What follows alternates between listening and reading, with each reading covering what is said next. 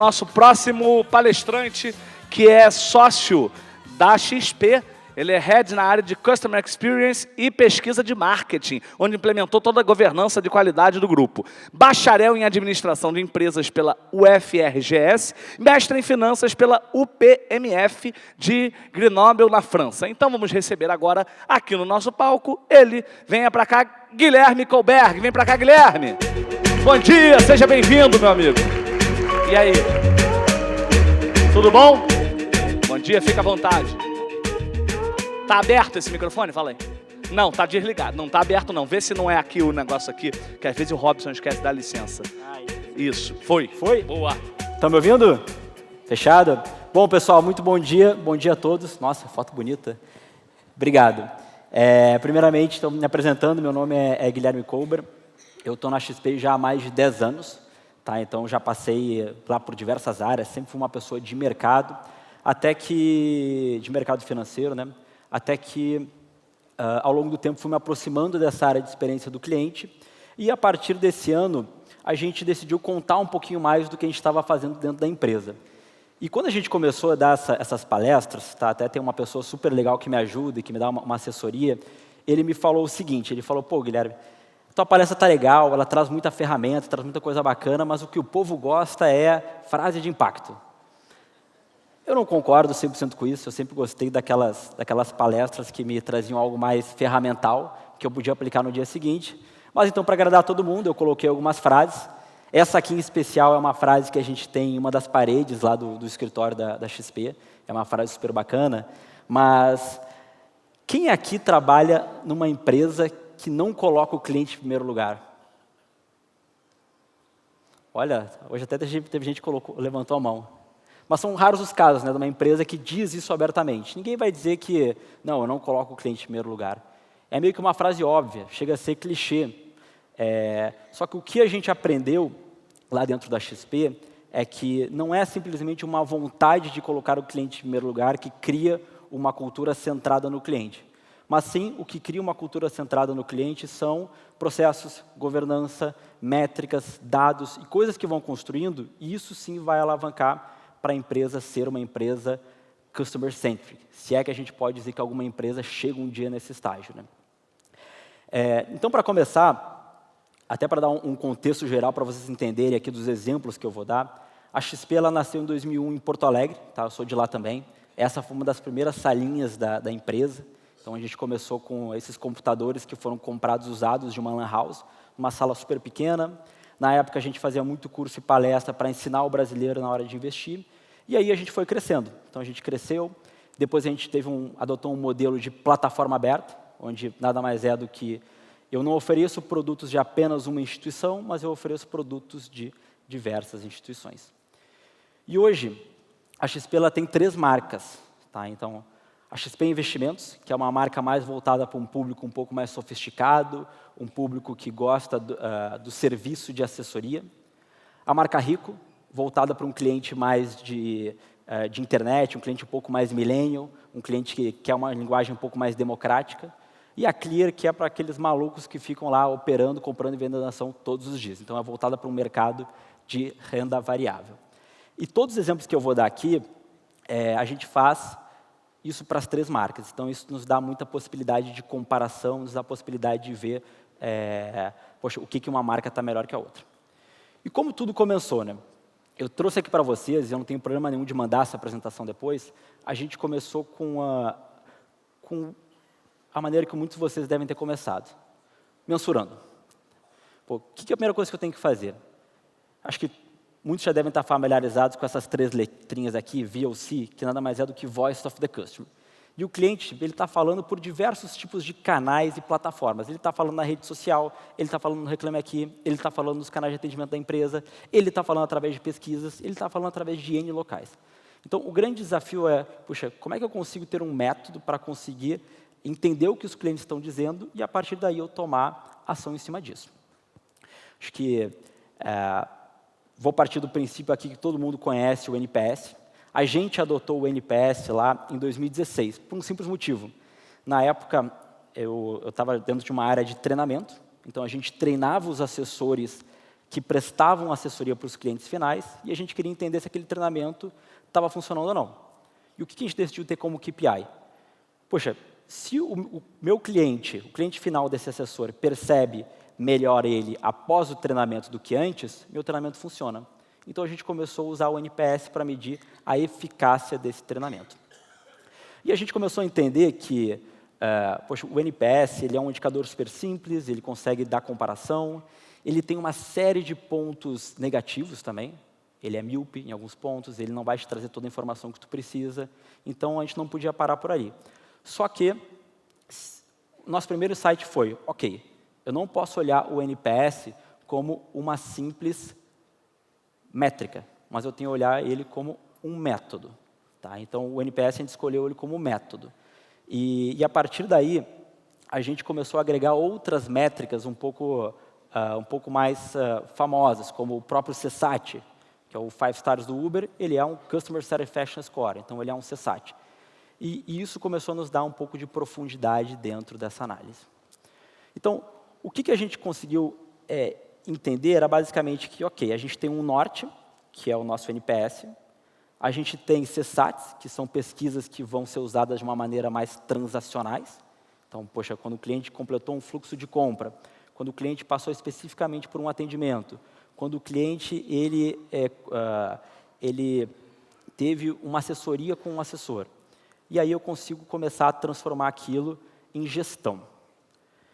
E aí, como a gente tinha um background muito grande em finanças, a gente gostava de números, a gente começou a aprofundar naqueles dados. E a gente viu que era super necessário. Então, eu trouxe aqui, não sei quem gosta de gráfico e tabela, tá? Mas a gente adora. Essa aqui, o que é? A gente tem a linha preta do gráfico como a evolução do NPS da XP, então que a gente acompanha isso diariamente. E a gente tem aqui as quebras de quanto o cliente tem de patrimônio conosco, então quanto que ele tem de dinheiro na conta e qual que é o NPS. E aqui a gente tem naquelas colunas, né, o NPS dele de agosto até janeiro, ou seja, uma janela de 6 meses, e uma outra janela. O que a gente consegue ver de maneira muito clara? Todas as faixas acima de 10 mil, elas melhoraram. Pô, ponto positivo, porque há um tempo atrás a gente entendeu, olha, a XP, ela é, por natureza e por decisão nossa, uma marca mais focada num cliente um pouco mais alta renda. Então, eu estou cumprindo a minha proposta de valor. Então, a gente tomou uma decisão de concentrar esforços nesses clientes e, em paralelo, clientes com valores menores, a gente investiria muito em autoatendimento. Erramos em investir em autoatendimento. Erramos em investir pouco. Então, o que é o nosso drive agora? Como que a gente consegue também melhorar a experiência daquele cliente ali que está nas faixas menores? Mas isso aqui, gente, é para mostrar que a gente precisa ter esse nível de granularidade dos dados para aí sim começar a tomar decisões estratégicas, decisões de negócio. E outra coisa que a gente fez foi o seguinte, poxa, o meu NPS do meu cliente com a marca XP, ele é dessa maneira. Agora, eu tenho as quebras, mas o que faz o cliente gostar ou não gostar de mim? Então, a gente faz dentro de casa uma análise super simples, que a gente chama de análise de atributos, que é o que são os drivers desse NPS.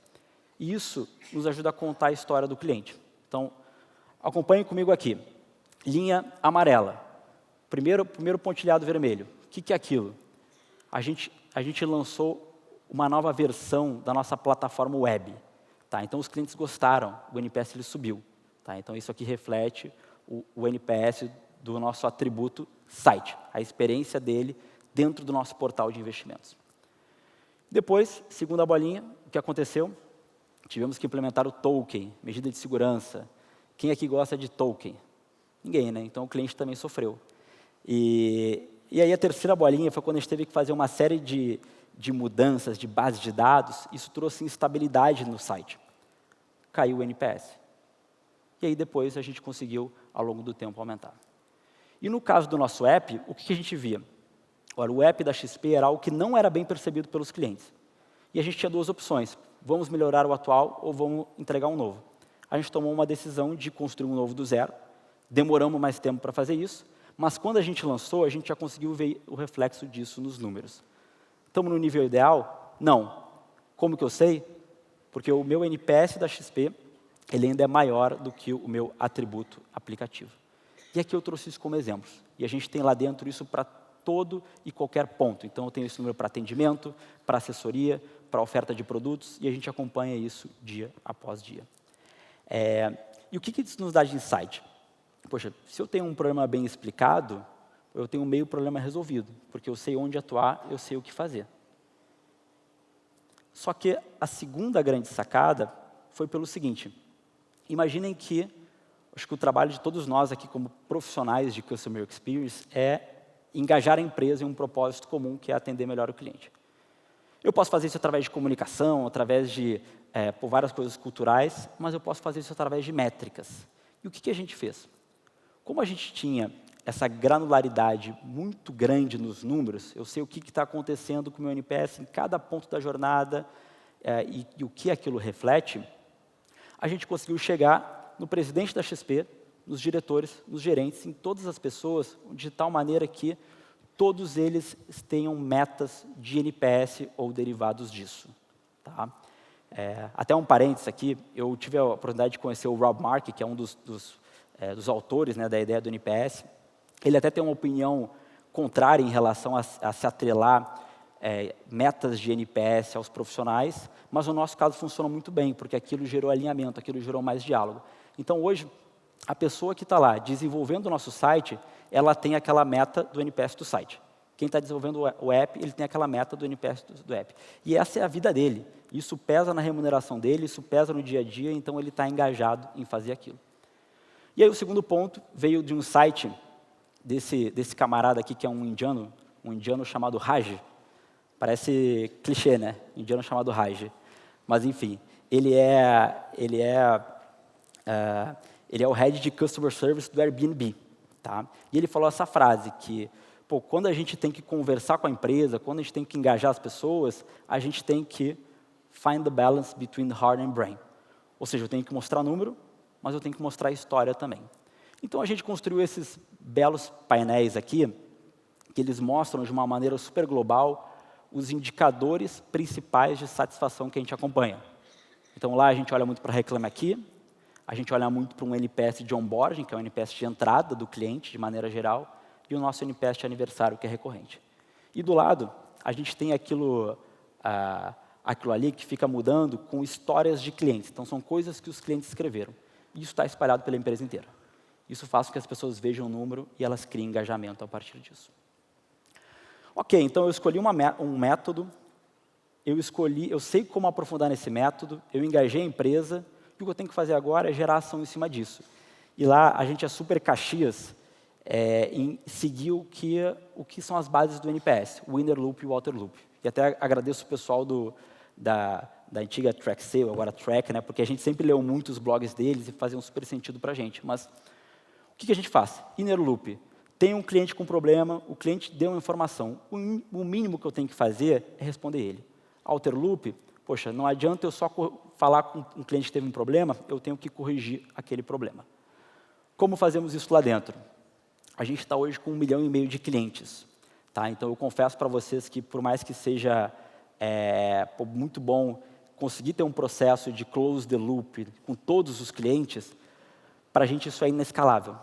Então, a gente montou uma árvore de decisão, onde, se eu sei que o meu cliente está insatisfeito porque o conteúdo não está legal, eu disparo para ele um e-mail 100% pessoal, então com o nome dele, e eu endereço o que eu, XP, estou fazendo para melhorar aquele ponto. Então, com caráter pessoal. E aí, se ele responder esse e-mail, ele engaja comigo numa conversa. Então, eu pulo uma etapa do processo, eu consigo ganhar escala. Isso é feito de maneira automatizada, e o nosso grande trabalho é atualizar aquilo que são as mensagens que a gente está passando para o nosso cliente. Outer Loop. Como que a gente leva isso lá dentro? A gente tem hoje um time centralizado de Customer Experience que conduz com outras áreas projetos de melhoria. Um exemplo, como eu já bem citei, foi a própria renovação do app, onde a gente trouxe informação, sentou com os times, fez o desenvolvimento e lançou isso. Só que agora, imaginem que um cliente de vocês respondeu, de 0 a 10, o quanto você recomendaria a empresa XPTO a um amigo ou familiar? Ele respondeu 10. O que vocês têm que fazer com esse cliente? Pedir uma indicação. Simples assim. Então, o NPS o Customer Experience, ele não pode só ser visto como algo super conceitual, filosófico, que a gente deve amar os clientes e fazer o bem para eles. Ele tem que ser algo prático, ele pode gerar negócio. Então, nos últimos 6 meses, a gente teve 99 mil clientes promotores na marca XP. Desses 99 mil, quando perguntados se eles gostariam de dar uma recomendação, 68 mil diz que sim, e deu uma recomendação na hora. Isso já engajou ou o assessor dele com uma recomendação de um cliente, ou até mesmo um e-mail automático para aquele cliente, estão fomentando novas contas.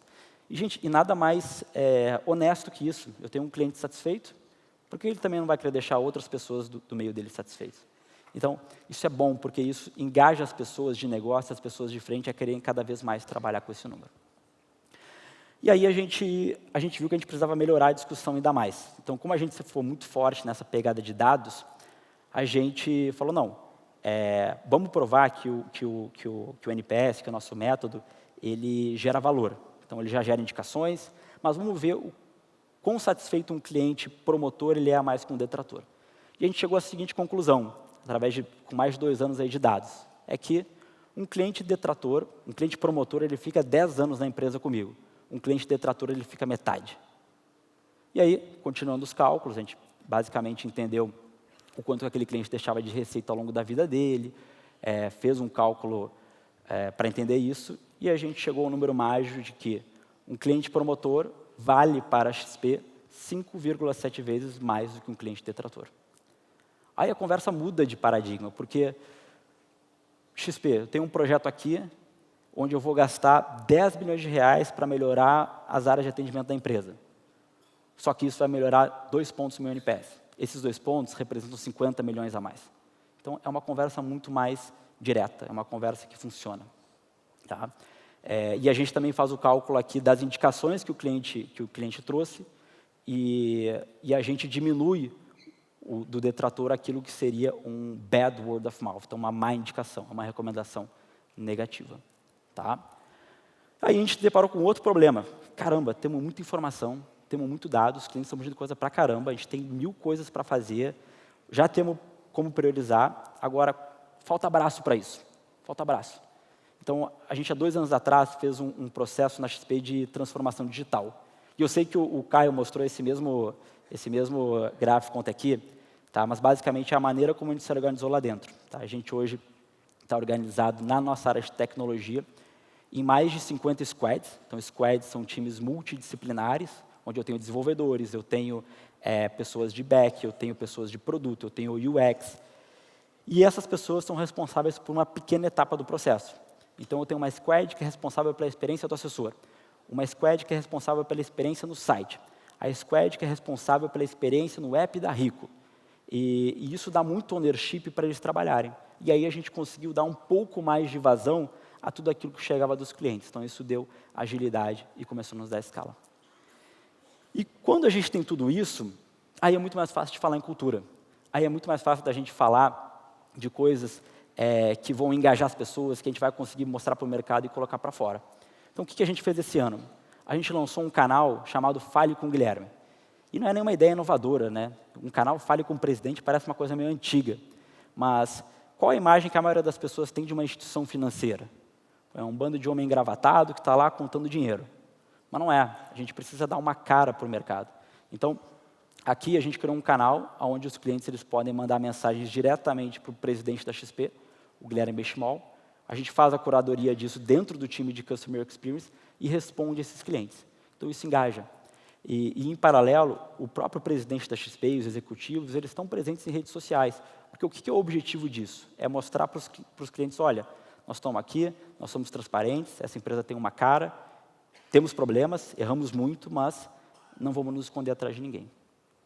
Segunda coisa que a gente fez, e até vocês estão convidados, a gente lançou um projeto chamado Tour na XP. Tá? O Tour na XP a gente já trouxe mais ou menos 3.500 pessoas, onde quem quiser, pode ser cliente, não cliente, pode conhecer a matriz da XP, tá? Que fica aqui em São Paulo, ali na JK. E por que isso é bacana? Porque a gente conta a história, a gente mostra as squads, as pessoas elas encontram muitas vezes com o próprio Guilherme Benchimol e com outras pessoas da empresa, elas tiram fotos, elas divulgam. E o que é o objetivo disso em relação à Customer Experience? Poxa, ser customer-centric é também ser transparente. Então, eu estou abrindo a minha casa, eu quero mostrar a minha cozinha, eu quero mostrar como as coisas são feitas. E isso tem funcionado muito bem, porque a gente viu que o Tour ele é uma ferramenta também de transformar clientes que muitas vezes são neutros ou até detratores em uma quantidade maior de clientes promotores. Tá? E aí, a gente continua. A gente precisava engajar mais as pessoas aí dentro. Então, a gente faz um evento chamado Expert, que é um evento para 30 mil pessoas, onde a gente sempre contratou uma produtora que fazia esse evento, que contratava recepcionistas para receber os clientes. E esse ano a gente virou o jogo. A gente falou, não vamos contratar ninguém, a gente vai fazer tudo dentro de casa. Pegamos 200 pessoas, principalmente pessoas de áreas de back, compliance, e botamos elas para trabalhar no evento. E a gente alinhou uma coisa, olha, a missão de vocês é, durante os 3 dias de evento, fazer os clientes felizes. Não importa como, vai ter muita gente, a gente vai ter problema, mas façam os clientes felizes. E a gente entregou para eles vouchers, vale cerveja, vale camiseta, 50% de desconto na loja que a gente tem. E isso fez com que, de novo, a experiência da Expert fosse uma experiência super promotora em relação àquilo que as pessoas, como que elas percebem a marca, como que elas percebem a empresa. E os últimos 2 programas que a gente fez como que eu faço para mostrar que não são só áreas de frente que estão engajadas? Poxa, ok, meu nível de diretoria também tem metas de NPS, ele também está alinhado com isso. Mas a gente criou um programa onde os diretores da XP, eles ligam para 2 clientes toda semana para se aproximar, para ouvir os problemas, e a partir daí a gente conseguiu usar isso também com as áreas de atendimento. Então a gente mostra para as áreas de atendimento, as áreas mais de front, que olha, os diretores também ligam, eles também entram em contato, a empresa inteira está preocupada com isso.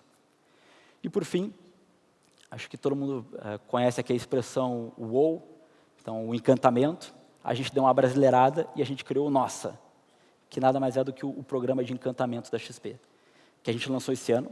É um programa, não é revolucionário, porque outras empresas já fazem também. A gente ainda está tentando encontrar a nossa maneira de fazer o Nossa. Mas nada mais é do que empoderar todas as pessoas da empresa a encantarem um cliente, seja dando presente, seja convidando para o tour, seja entregando alguma coisa para que a experiência dela seja cada vez melhor. E aí, gente, o que a gente faz com tudo isso, né? E eu sei que essa frase também foi mostrada ontem, mas até fiquei meio triste porque a gente teve sexta-feira passada esse painel com o Galó, tá? E ele falou isso no nosso evento, que as pessoas vão esquecer o que você diz, vão esquecer o que você faz, mas não vão esquecer o que você já fez sentir. E óbvio, a gente pode tentar começar do jeito mais difícil, que é encantando o cliente, dando um presente e tudo mais.